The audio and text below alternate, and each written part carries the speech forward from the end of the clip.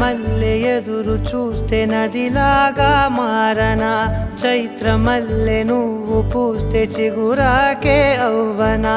నన్నే వరించే యువరాజును అంట నీ యువ